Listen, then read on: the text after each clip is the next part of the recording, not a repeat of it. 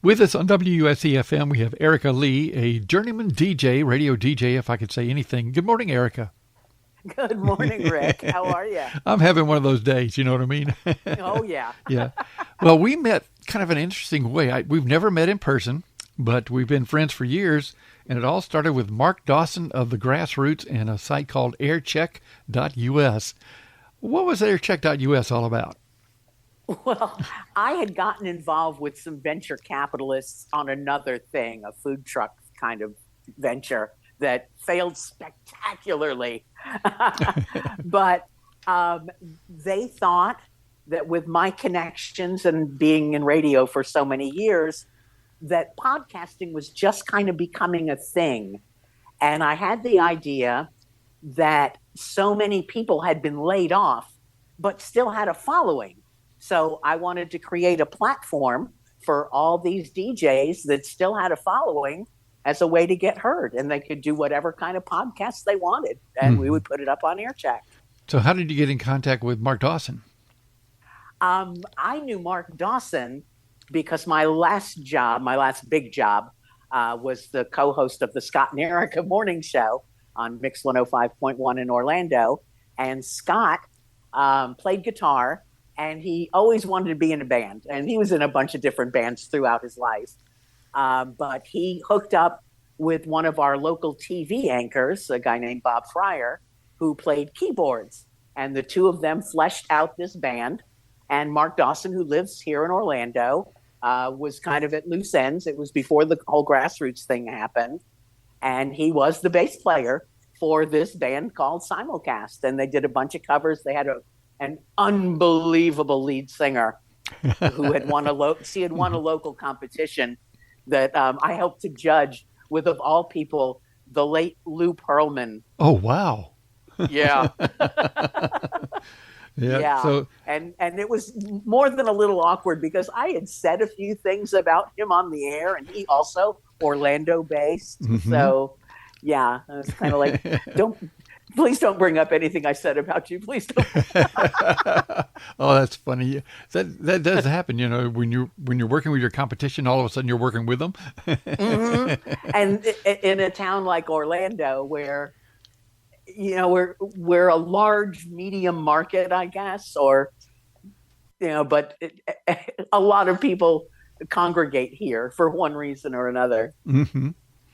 And so aircheck.us was founded and that's how I got in touch with you. Was Mark suggested I start sending my show airchecks to you, and and you must put up a couple hundred of those things over the years.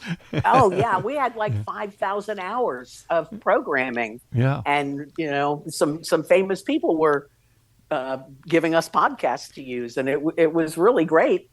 But the venture capitalists never got off any capital. Uh-oh. And they kept stringing us along, and then all of a sudden, our web guy disappeared with all the content.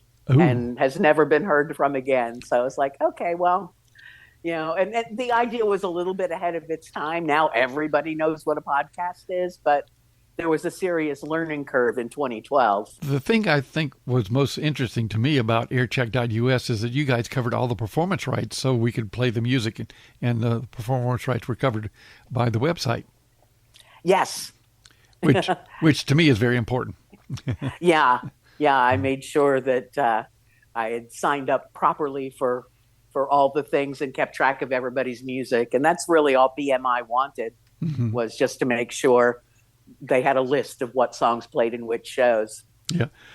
Well, before Mix 105.1, you kind of traveled around a little bit, mostly across Florida, but what other stations have you worked at? I started in Tallahassee. I had gone to Florida State University at a time when there really weren't a lot of women on the radio, and no full-time women in Tallahassee at that time. And that's what I always wanted to be when I grew up. But then all of a sudden, women were everywhere on the radio. So that's how I got my start there. And then half the staff ended up going to a smaller market, but for more money, in Panama City Beach, the late WPFM, the great 108. Oh, yeah. That's a great party town, too. Oh, yes. And the party started in mid-March when the Alabama Education Association did their spring break and went all the way through Labor Day. Mm. It seems to me. And then, I was going to say, then Jacksonville. That's what I was going to ask about Jacksonville. What station did you work for there? It was Y103 WIVY at the time, from 83 to almost the end of 89. Here's where things are going to get really, really strange. We just lost a longtime broadcaster here by the name of Joe Pinner. And back in the day, he worked at WIVY AM. Oh, wow. Yeah. So radio's such a small world. It is. We everybody knows everybody. Exactly. Yeah. So in Jacksonville, Jack Diamond was doing mornings there. Are you familiar with Jack? Mm-hmm. Yeah. And so, he was the first one to tell me that I really should be doing mornings. And I'm a night person. Why do I want to? But he was right. I had a great time doing mornings for 20 years. So what's your favorite, what's your favorite day part to have a shift in? I really did like evenings back in the day, but doing mornings for 20 plus years, I've totally wrecked my body clock. So now if I sleep till 5:30, I consider that a victory. Oh, now that I'm retired and I don't have any reason that I have to get up, instead of getting up at 3, I consider it sleeping in. Yeah. But you're very active in trivia contests. Are you not up down there? Yeah, that's what I do for fun. Yeah. My friends and I go out. We follow one or two specific hosts and enjoy beating people. Well, did you ever run across winning free bar tabs? Did you ever run across Marvin Nunley while you're doing trivia? I don't believe so. Do you know who that is? That's Chris. No. That's Chris Nunley of the Royal Guardsmen. He's up there in Ocala and is big into trivia contests. Oh, okay. Yeah, Ocala's a good few hours away. Yeah. So 100 miles from Jacksonville, 100 miles from Orlando, right? Yeah, pretty much. Yeah. People forget how long Florida is. It is. You could drive for 8 hours and still, almost get to the Keys. Yeah. So you worked one other place after Mix 105, right? Of doing a jazz show somewhere? Yes. It was kind of a co-op thing. A friend of mine was a broker, and he had some time on I will always call them Clear Channel. No matter what they change their name to, they will always be Clear Channel to me. Yeah. And he had purchased 6 p.m. to 9 p.m. on their AM sports talk station. So he was in the building, and the general manager of that station, actually the market manager for Orlando, a woman named Linda Bird, she and I had been in Jacksonville at the same time. And obviously I had been competition for the Clear Channel folks for the 20 years that I was on Mix. And so we brokered a deal where I was not going to be an employee of Clear Channel. Mm-hmm. I would give them a live and local morning show because they were just running the Smooth Jazz Network 24/7. Mm-hmm. And we would split the commercial inventory. Oh. And so they sold their half. My broker guy sold my half.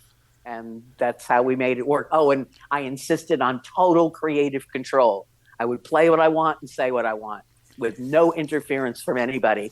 And believe me, the program director of that cluster was not happy with the deal that was made, unbeknownst to him. Oh. But yeah, it's like, hey, I've been doing this a long time. I know my people. Yeah, and I will bring them to you. One of my DJ heroes actually got to start doing jazz in where was San Francisco during the Second World War. His name was Art LeBeau. Have you ever heard of him? Yes. Oh man. Yes, I have heard of Art LeBeau. Oh yeah. If you're in radio, and especially old school radio, Art LeBeau coined the phrase "oldies but goodies." Actually, has a copyright on, or had the copyright when he was still alive. Oh, so, wow. Yeah. I probably owe him some money then. I know I do. But Art, he passed away a couple of years ago at the age of 97. One day after doing his last show. Wow. How about that for some? Yeah. Yeah. So, well, in Jacksonville, That's, I was going to say that's nailing the post, isn't it? Oh yeah. So we better explain to the audience here what walking up a record and nailing the post means. Yeah. Talking up the intro. Yeah, and stopping the second the vocal starts. That's a lost art. Yeah. Actually, live radio is almost a lost art. Yeah, I'm so fortunate to be able to still be doing some. So I know. Yeah, outside of morning shows, when I was in the Clear Channel building from in 2013 and 2014, and there were almost tumbleweeds going down the hallways after morning drive. Oh yeah, that everything was voice tracked, even that far back, 12 years ago. I did a 3-year stint at KLYC in Oregon, starting during the pandemic. All from here, from my home studio in Columbia, South Carolina. It was all voice tracked. I finally got to where I could actually be comfortable voice tracking. At first, I was not, but you kind of get into the swing of things there. Yeah, and that's what I do with my podcast now. So I just record my voice track and then pop the songs in between the breaks. Oh yeah. So you always hit the post on your breaks, huh? Yeah. No, I don't talk over the music. Really? How untop 40 is that? I know. While you were in Jacksonville, did you ever have any interaction with the guys and gals over at WAPE or WPDQ?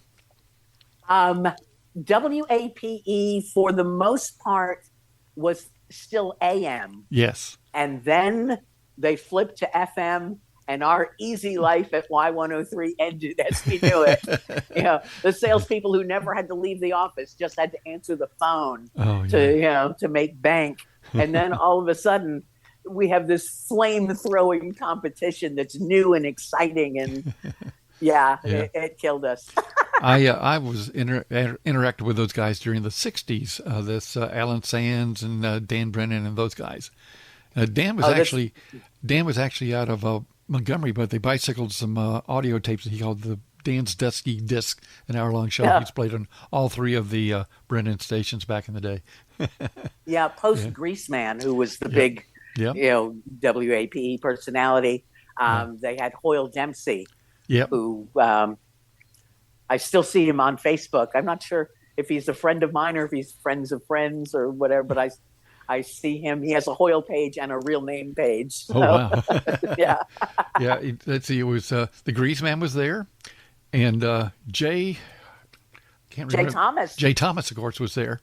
Yeah. We had a big Jacksonville reunion at Y103, and everybody who worked in Jacksonville radio was welcome to come. And Jay Thomas was busy doing probably Cheers at the time. Yeah. And phoned in. But, wow. One of the funniest things I think ever on Johnny Carson was Jay talking about being at Big Ways in Charlotte and doing a remote gig with Clayton Moore, the Lone Ranger. Yes, that's a great story. And I encourage people to look it up on YouTube. We're going to do that right now. Yeah, just say Johnny Carson and the Lone Ranger. It'll come back. Mm-hmm. Yeah, my goodness gracious. So you, after you finally got out of radio, you did some work with the libraries, or how did that turn out? Well, when I was at Mix, I used to be the one that liked to do the free stuff. Most of the other jocks wanted the paid stuff, but I just, I thought the community supports me so big and I should support the community. So I ended up doing a lot of the kids programs at our local library.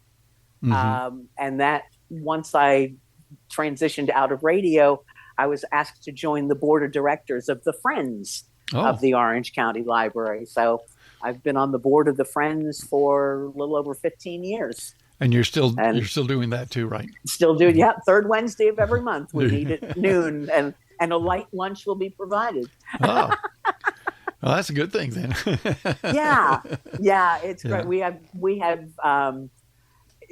I like to say we have the best library system in the state of Florida, and we've got the awards to prove it. So, we have a wonderful library system, and and the coolest thing called the Melrose Center, where we got $1 million donation from a gentleman whose mother was a big fan of the library and a former teacher in Orlando.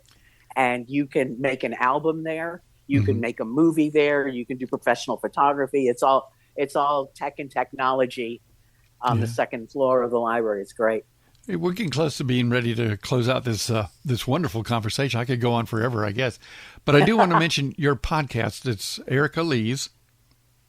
And it's ERICALEE.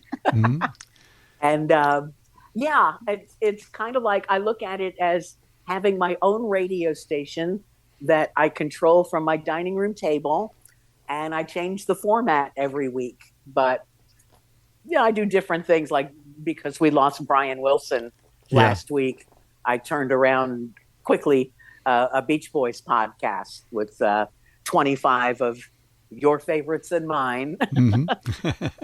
And but I also do other long-running series like Forgotten Hits, Yacht Rock. Every time you hear a pop song in a TV commercial, I write it down, and when I get 15, I make a show. Wow, there we go. Erica, after all these years of knowing you, it's really great to sit down and talk with you for a little while. I really you too, Rick. Appreciate taking some time and coming on WUSC with us this morning. My pleasure.